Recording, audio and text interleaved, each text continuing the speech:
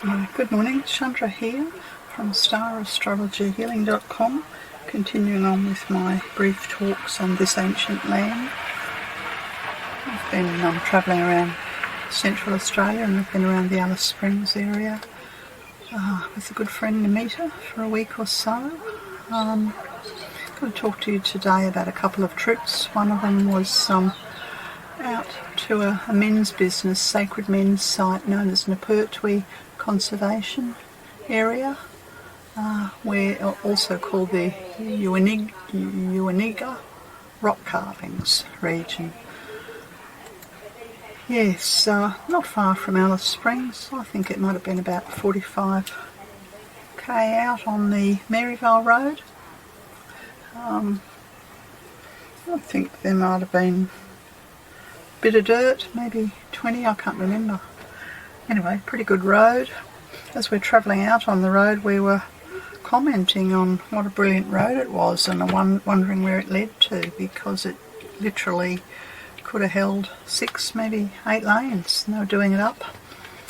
Kind of mysterious, really. Yeah. Anyway, we're heading out to the men's business site, and of course, as I've mentioned before, the moment you leave Alice, not long after you leave Alice, it's an oasis. You're in the desert.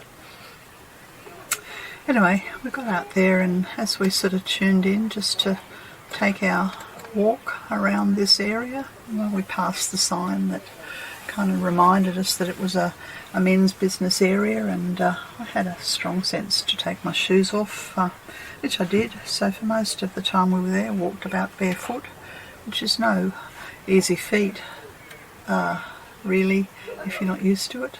But I think what it does is brings respect, slows one down. Yeah, so that's beautiful. There are several outcrops, and we moved from sort of site to site.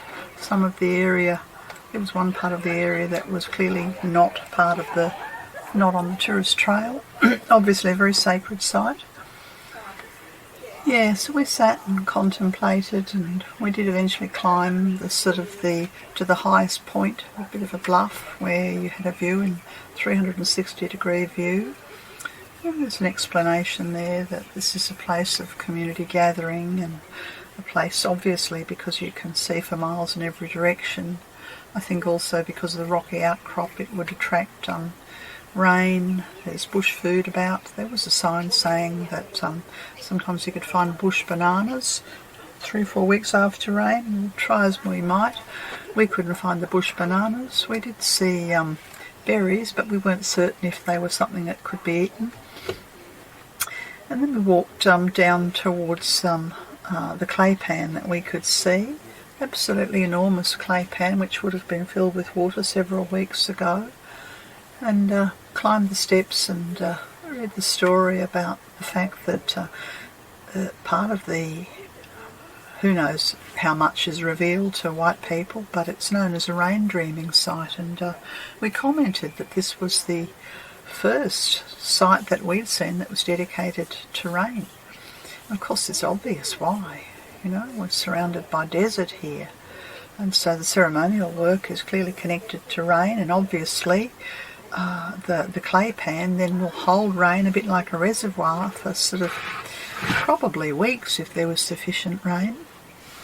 I was interested to read that the rain comes from the west, from the West McDonald's, and that there was a mention of Caprilia Springs out around Hermannsburg. So that sparked my interest. Yeah, very potent site. You can always tell, there's a strong will and power that's there in the men's business sites. And I think the sign at the beginning sort of said, well, not a good place for Aboriginal women and children to be, and that they really shouldn't come. Yeah, and of course there were rock carvings that are profound to observe and profound to realise, really, the sort of maps carved with tools, millennia ago, just makes one realise how significant it is to pass on knowledge and wisdom and teachings from one generation to the other, and of course that's what the rock carvings do, amongst, I'm sure, many other things. Yeah, so we, after we had returned home and had a bit of a look, we realised that the Maryville Road led out to an enterprise. I think they referred to it as the biggest salt mine in Australia that is going to be established out there. I really don't know the politics of this to do with what the traditional landowners think about this, but the thing that shocked me the most was that not only is there a salt mine plan for this region, but also an underground waste storage area for toxic waste. And the website, I didn't keep a copy of the website, was very proudly expounding the fact that this is the first underground toxic waste repository in Australia, and that they will take toxic waste from anywhere, anyone, national, international, anywhere, anyone, obviously for a fee. There was a link to click to find out specifically what toxic waste they were taking, but how curious that link was broken. Yeah, so the environmental protection is a big issue out here, and it's obviously also a massive amount of money.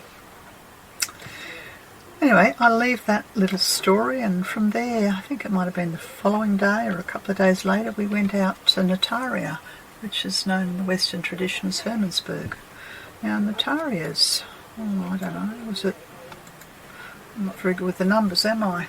150, maybe a bit less. No, 110 kilometres from Alice. Ah, yes, I've got a map here.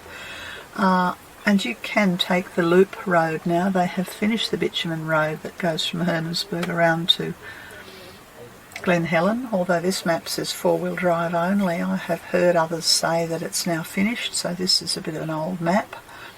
But yeah, you can take a bit of a loop, go from Alice out through Hermannsburg, further along. There is certainly a bit of dirt.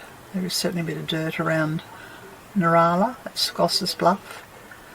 Yes, anyway, we went out as far as Hermannsburg, and Hermannsburg is well known for a few reasons. One of them is that it's not the birthplace, but it's the place where Albert Namatjira lived during his boyhood, and I think some of his adult life as well.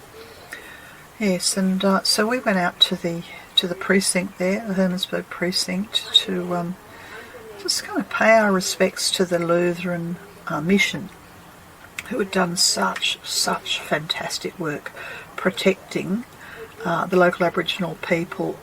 This was all during the time of the stolen generation, when the children were being taken away from their families and their communities by the Australian government for, basically racist reasons, in an attempt to sort of westernise them.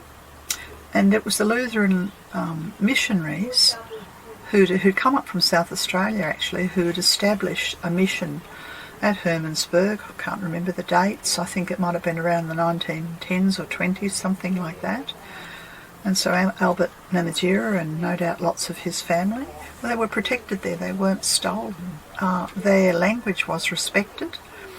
So this is wonderful, wonderful work done. And as a result of this, there's a heartfelt, very strong connection that exists to this day between the community at Hermannsburg, and I assume it's Hermannsburg in Germany, where the Lutheran ministers came from, and the connection. So we spent some time there looking at the old buildings and, the very basic conditions, and the great effort that was put in to bring water, put a pipeline out to the Kirilpa. What's that was called? Kirilpa Spring? Yes, that's spring.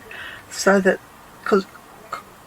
Karilya Spring, because without water the mission would not have been able to survive. And I think at its height there were, I've seen a photograph, looked like 150 people, maybe more, families, and pretty basic living, but work and respect, and people were allowed to speak their own language. There was an integration of Indigenous spirituality and Christianity.